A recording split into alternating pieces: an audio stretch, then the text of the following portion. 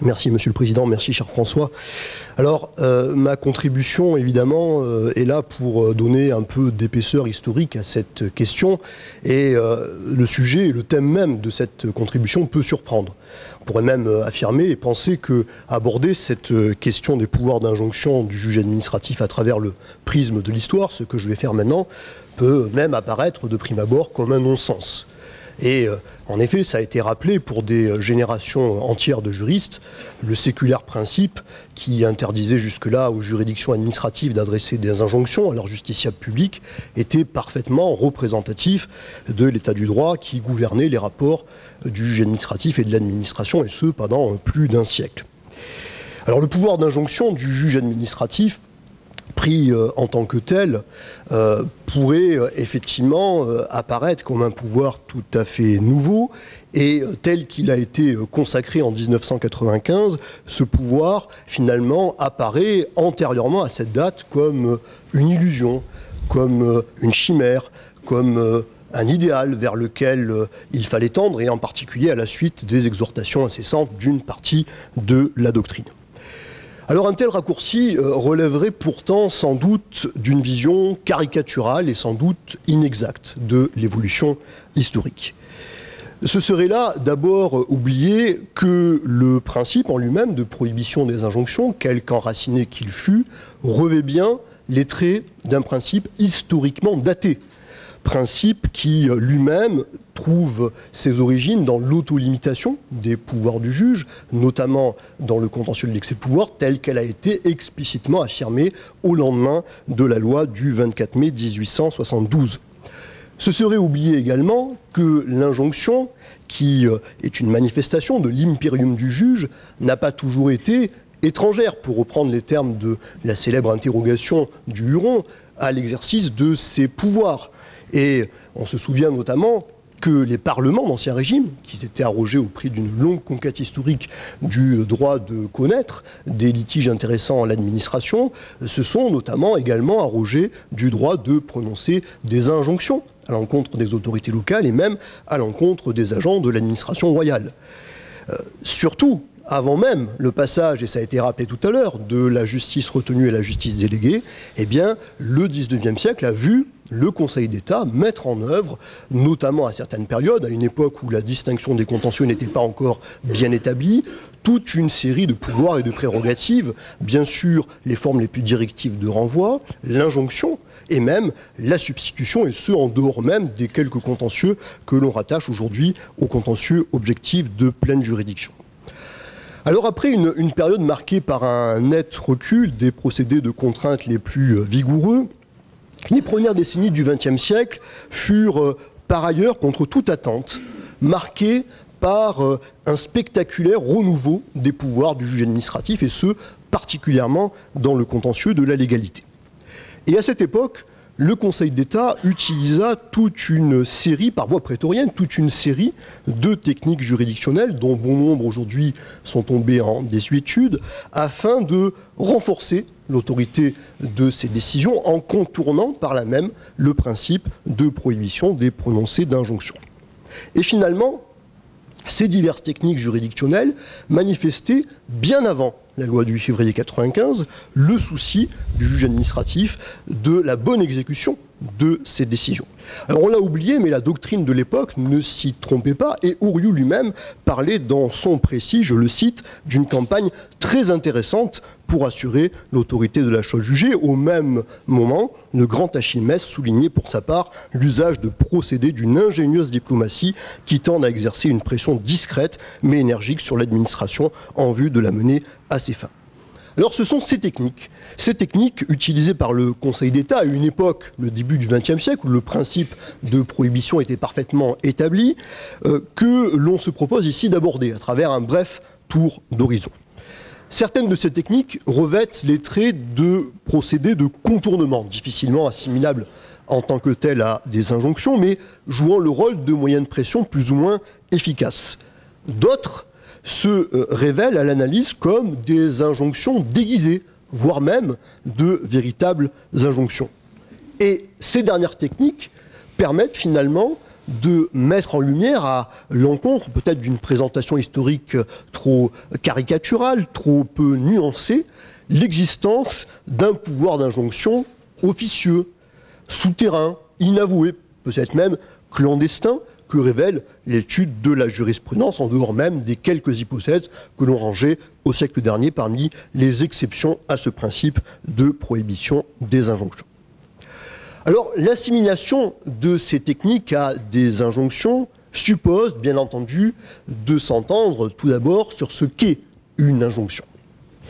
Et à cet égard, il convient sans doute de se garder de deux écueils. Définir trop strictement l'injonction et la définir au contraire trop largement, au risque alors de ne pouvoir la distinguer de toute décision prononcée par le juge à titre principal, annulation ou même condamnation. Et à ce titre, on peut penser que l'annulation ou la condamnation pécuniaire en tant que telle ne sont pas véritablement des injonctions. Alors, selon une définition admise notamment à la suite d'Oriou, l'injonction peut se définir comme un ordre assorti d'une sanction. Alors cette définition peut sans doute être retenue, mais à condition toutefois de ne pas réduire la sanction au seul prononcé d'une astreinte, auquel cas, évidemment, la thèse du pouvoir d'injonction antérieur à 95, évidemment, n'aurait pas lieu d'être. Et on peut en effet plus largement considérer que, par exemple, la mise en jeu de la responsabilité de l'administration peut constituer également une forme de sanction. Alors de manière complémentaire et peut-être plus exacte, on peut également définir l'injonction comme toute mesure à effet contraignant, distincte et détachable de la décision ou de la condamnation prononcée à titre principal, impliquant matériellement une obligation de faire à la charge de l'administration pour l'inciter à agir dans un sens déterminé sous la menace, évidemment, d'une sanction. Alors il est possible alors, en appliquant cette grille d'analyse, de passer au crible les différentes techniques mises en œuvre par le Conseil d'État durant les premières décennies du XXe siècle pour rejeter, pour certaines d'entre elles, le qualificatif d'injonction, pour au contraire le retenir dans d'autres hypothèses, et telles seront les deux parties de ma présentation. Première partie, donc, les procédés exclus du champ de l'injonction. Alors, tout en faisant peser une certaine contrainte sur l'administration, certaines techniques paraissent étrangères à l'exercice d'un authentique pouvoir d'enjoindre. On peut sans doute évoquer ici d'abord des procédés que l'on peut qualifier d'incitatifs et puis des procédés que l'on peut qualifier de sanctionnateurs. Tout d'abord, les procédés incitatifs. Alors le Conseil d'État, ça n'est pas nouveau, bien conscient des difficultés que l'administration pouvait éprouver, notamment dans l'exécution de certaines décisions d'annulation, a souvent cherché par le passé à la mettre sur la voie en insérant dans les motifs de ces décisions différents conseils, différentes recommandations. Et déjà, le procédé poursuit à l'époque une finalité pédagogique. Le juge administratif, de simple censeur de l'administration, se mue véritablement en collaborateur, en guide de cette dernière, soucieux de donner à ses décisions le meilleur effet. Alors en réalité, le recours à une motivation directive peut prendre plusieurs formes.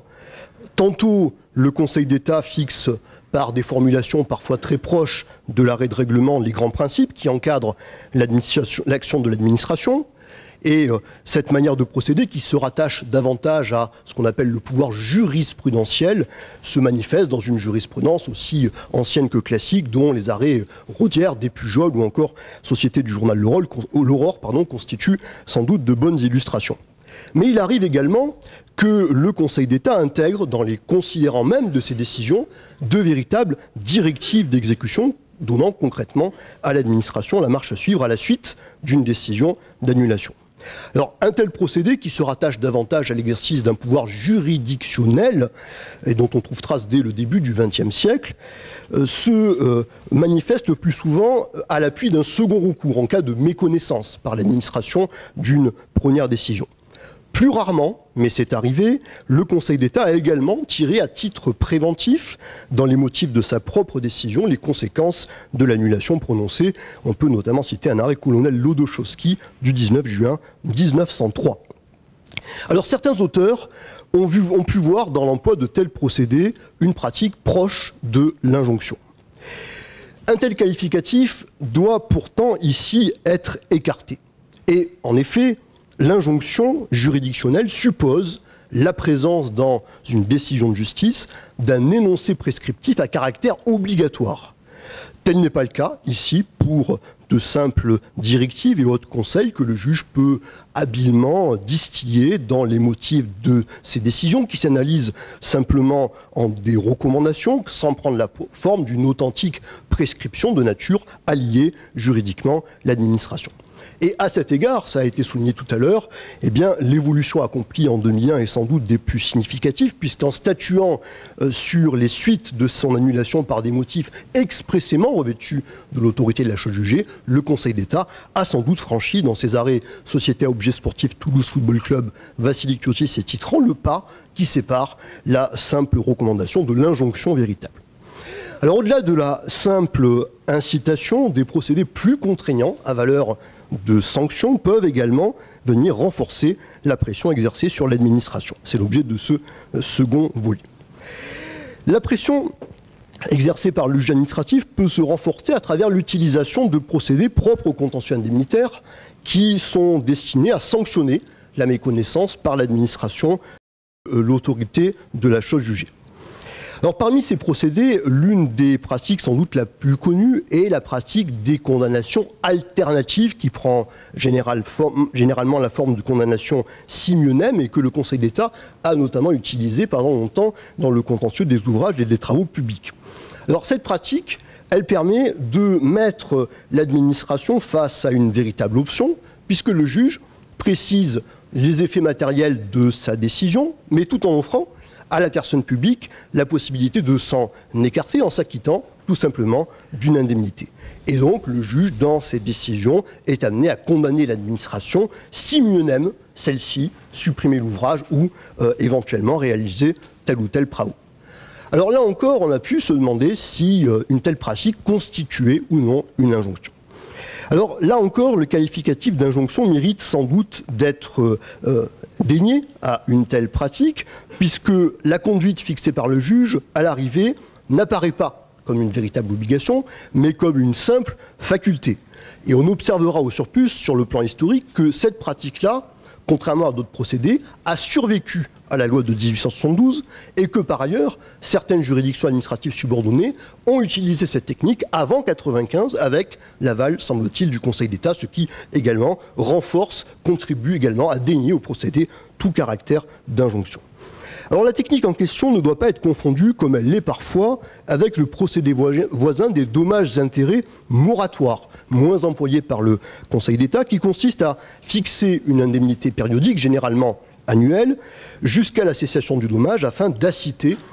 l'administration à accomplir, entre-temps, certains actes positifs en exécution de la chose jugée, technique que l'on retrouve notamment dans l'une de ses toutes premières manifestations dans un arrêt Bichambis de 1906. Une autre technique qui a également trouvé un certain écho en jurisprudence réside enfin dans la fixation d'un délai pour exécuter la chose jugée sous la menace de la mise en jeu ultérieure de la responsabilité de l'administration et le requérant, dans ce cadre-là, est alors recevable, faute pour l'administration d'accomplir avec diligence certains actes, à introduire, passé un certain délai, une nouvelle demande d'indemnité. Alors dans cette hypothèse, la condamnation indemnitaire apparaît comme un moyen de pression quasi répressif très proche de l'astreinte, destiné ici à sanctionner la méconnaissance de la chose jugée en contraignant concrètement l'administration à l'exécution d'une obligation de faire. Alors, même si l'hésitation est permise, sans doute aucune de ces techniques que je viens de passer brièvement en revue ne peut véritablement, là encore, être assimilée à une injonction. Tel n'est pas le cas, en revanche, d'autres procédés utilisés par le Conseil d'État durant les premières décennies du XXe siècle, que je vais maintenant aborder, les techniques juridictionnelles assimilables à l'injonction. Alors le Conseil d'État a également par le passé eu recours à des techniques nettement plus proches de l'injonction et qui, sans doute, pour certaines d'entre elles, méritent un tel qualificatif. Ces procédés se caractérisent en particulier par une consécration claire et énergique des droits du requérant et des devoirs de l'administration dans le dispositif même des décisions juridictionnelles. Et on l'a sans doute oublié, mais l'usage de ces techniques conduisait déjà à l'époque, au début du XXe siècle, une partie de la doctrine à s'interroger sur la pertinence de la classification des recours contentieux de la Ferrière et même sur la nature véritable du recours en annulation. Alors ces techniques, qu'il n'est pas facile de présenter, peuvent se classer suivant une distinction binaire, en distinguant d'une part des injonctions que l'on peut qualifier d'implicites, et d'autre part des injonctions qui révèlent véritablement l'existence d'un véritable pouvoir d'enjoindre qui n'ose encore dire son nom. Les injonctions d'abord implicites. Les dispositifs de certains arrêts rendus par le Conseil d'État au début du siècle dernier renfermaient parfois, à l'appui notamment de certaines consécrations de droit du requérant, une ferme invitation adressée à l'administration afin que celle-ci intervienne pour rétablir la légalité bafouée. Alors tel est le cas, tout d'abord, lorsque le juge procède à la reconnaissance d'un droit à l'appui de l'annulation d'un refus, afin de bien faire ressortir les obligations à la charge de l'administration, technique mise en œuvre notamment dans un arrêt du 20 janvier 1905.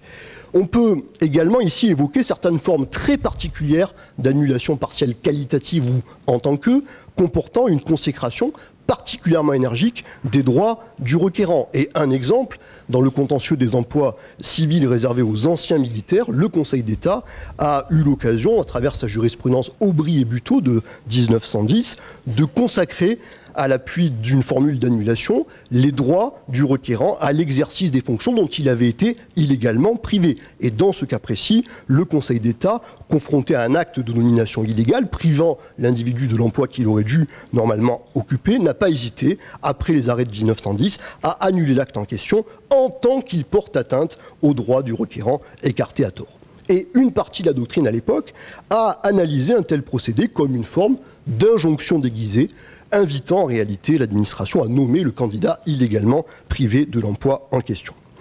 Alors mérite enfin d'être mentionnée ici la technique très particulière mise en œuvre pendant une décennie par le Conseil d'État dans le contentieux de l'approbation des statuts des sociétés de secours mutuels, technique qu'Oriou désigna sous l'appellation d'approbation de droit. Par un tel procédé, qui prend naissance à ma connaissance, avec un arrêt Société de secours mutuel La Blinoise du 9 juillet 1909, eh bien, le Conseil d'État pouvait ainsi, après avoir constaté la compétence liée de l'administration à la suite de l'annulation d'un refus opposé à l'approbation de statuts primitifs ou modifiés des sociétés requérantes, reconnaître de manière, cette fois-ci tout à fait explicite, le droit à l'approbation des 10 statuts, avec une formule que l'on retrouve comme ça dans plusieurs arrêts, une formule du type « Il est déclaré, article 2, que les modifications apportées au statut de la société requérante doivent être approuvées de droit, comme n'ayant rien de contraire à la loi du 1er avril 1898 ». Et dans sa thèse de doctorat, soutenue à Aix-en-Provence en 1941, le président Pierre Laurent voyait dans une telle technique une forme particulière d'injonction. Alors si le procédé en question est purement déclaratif, il met dans tous les cas clairement à la charge de l'administration une obligation de faire en la contraignant ici à approuver les statuts en question. Alors il est toutefois des cas dans lesquels le recours à l'injonction est encore plus net, tout en restant évidemment encore officieux. C'est l'objet de ces derniers développements consacrés aux injonctions explicites. Alors de tous les procédés mis en œuvre par le Conseil d'État durant les premières décennies du XXe siècle, le renvoi devant l'administration pour faire ce que de droit, pour reprendre une formule que l'on doit également à Maurice Oriou, est sans doute la technique qui se rapproche le plus d'un véritable pouvoir d'injonction. Alors cette technique de jugement, que l'on retrouve aussi dans certaines branches du plein contentieux, offre au juge de l'excès de pouvoir la possibilité de statuer sur les suites de l'annulation dans le dispositif même de sa décision, en consacrant explicitement le droit du requérant à obtenir ce que l'administration lui avait initialement refusé. Et ici, après annulation du refus illégal, le requérant est par exemple renvoyé devant l'administration pour la délivrance de l'autorisation à laquelle il a droit. Alors cette technique a été très utilisée notamment sous la justice retenue, dans sa forme la plus vigoureuse, et puis elle a été un temps abandonnée par le Conseil d'État au lendemain de la loi du 24 mai 1872. Et puis, contre toute attente, elle va connaître une spectaculaire résurrection au tout début du XXe siècle, à la suite en particulier de l'affaire des capitaines de frégate, qui va donner lieu à toute une série d'arrêts du 30 novembre 1900, Viau, Di Pierluigi, etc. Et puis surtout aux différents arrêts rendus par le Conseil d'État le 30 novembre 1906, aux conclusions de Jean Romieux, sur la question de la dérogation à la règle du repos hebdomadaire. Alors cette technique fut par la suite très utilisée, notamment dans le contentieux de l'excès de pouvoir, et ce pendant les 3 premières décennies du XXe siècle. Et puis, à partir des années 1930, on observe qu'elle va se raréfier peu à peu pour disparaître par la suite presque complètement des dispositifs d'annulation. Alors, la nature de ce procédé et sa parenté avec l'injonction sont depuis longtemps discutées en doctrine. Pour Maurice Horiou, il n'y avait là, selon sa fameuse formule, qu'un appel éloquent à la moralité administrative. Pourtant, il n'est pas interdit, comme l'affirment d'ailleurs certains auteurs depuis longtemps, de voir dans cette technique une forme d'injonction. On observera en effet d'abord que la formule de renvoi est intégrée au dispositif de la décision et qu'elle bénéficie donc d'une pleine autorité de la chose jugée. Elle définit par ailleurs avec précision les obligations de l'administration à l'appui d'une reconnaissance de droit, et donc elle s'apparente, selon l'excellente formule de Gaston Gèze, à une invitation déguisée à obéir. Et puis, le procédé n'est au surplus pas dépourvu de sanctions, si l'on veut bien évidemment concevoir largement cette dernière notion. Et par exemple, dans une célèbre affaire L'Homme, qui a donné lieu notamment à un deuxième arrêt du Conseil d'État du 4 janvier 1952, eh bien, le Conseil d'État accepta d'engager la responsabilité pour faute de l'administration en raison de l'inexécution d'une première décision qui comportait déjà une formule de renvoi très directive assortie d'un délai.